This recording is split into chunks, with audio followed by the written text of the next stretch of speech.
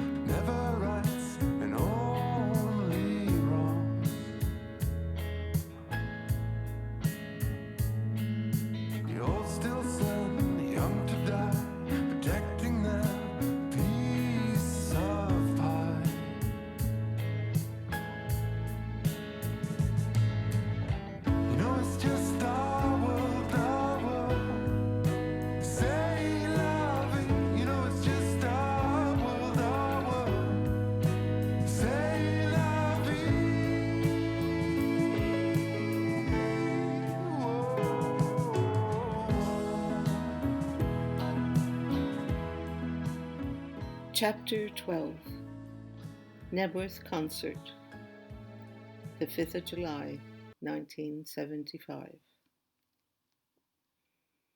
It was a sunny afternoon. We all sat on blankets on the grass backstage, listening to the music as each band played.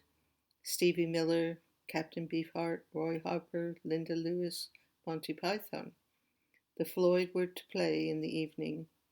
They had just flown back from the second half of their Dark Side of the Moon tour in the States, so there was a bit to organize for the jet-lag roadies. Finally, the moment arrived when the circular screen was up and the sound system was ready. The audience deserved a merit badge for patience. It took ages to set all the gear up. It wasn't as straightforward because the equipment was wounded after an explosion of fireworks at the last American gig. They had no idea if it would be okay. Plus, all the other bands were using their PA and it was knackered, along with their inspiration, especially when Rick Hammond died.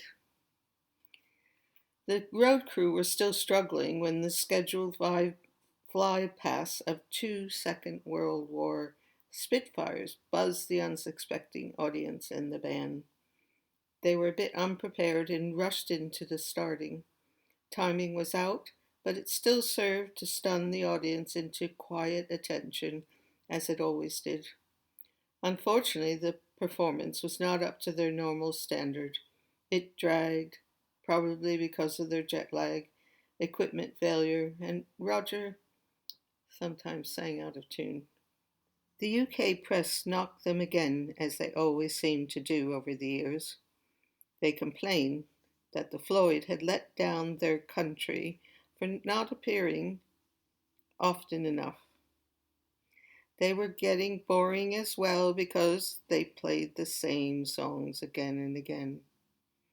However, despite the press, the American tour sold out to the surprise of many, and so did this one. It was a mystery to them that this underground group was selling out faster than the Stones. At Nebworth, a sea of heads again sat before us, many more than allowed for by the promoter's license. The perimeter fences came down to care for the large numbers. Over 100,000 turned out instead of the 40,000 expected. Roger is quoted as saying, "I felt dreadful because I had nothing to do with it or anything the band supported. I didn't think there was any contact between us and them anymore." After the success of Money, the Floyd had to play larger and larger arenas, which often meant that the subtleties of echoes and the listening and the feeling and the traveling on the music was lost. And as Roger said, thousands and thousands of people arrived drunk, thinking it was party time. And it wasn't like Deep Purple and ready to kick out the jams. Their music required you to listen, to feel. So started to wear them down, particularly Roger. I understand. Silence and beauty were no longer a possibility in those large stadiums at that point. It has come full circle where people are starting to listen again and appreciate what they actually stand for.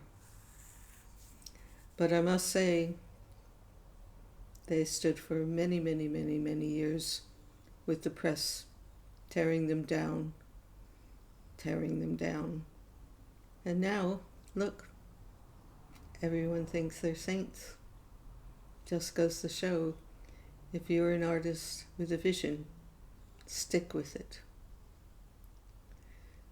And you will see, especially if your vision is meant to take society, mankind, into the next level of their evolution towards goodness and beauty and valuing Mother Earth and each other. That's what I stand for. That's what my art stands for. That's what my vision is. To serve you and humanity. To remember the beauty and the goodness that's in your heart. Thank you.